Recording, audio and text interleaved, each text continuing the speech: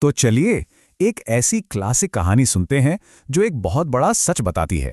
इस कहानी में इसी बड़े सवाल का एक बहुत दिलचस्प जवाब छिपा है।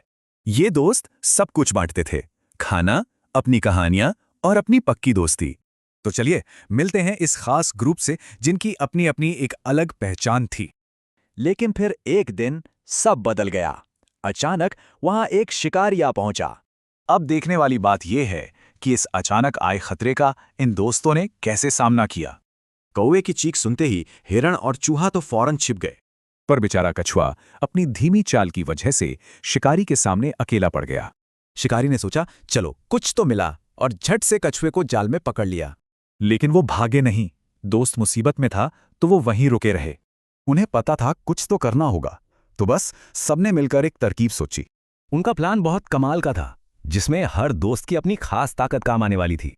और बस प्लान का पहला हिस्सा अब काम करने लगा था।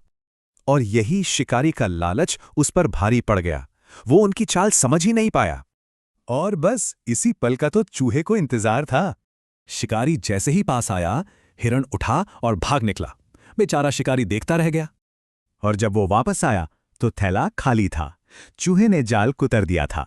तो हुआ ये कि उनकी हिम्मत और योजना काम कर गई और चारों दोस्त फिर से एक साथ थे। बस यही एक लाइन इस पूरी कहानी का सबसे बड़ा सबक है। कहानी से साफ है कि दोस्ती और टीम वर्क हो तो कोई भी मुश्किल बड़ी नहीं होती।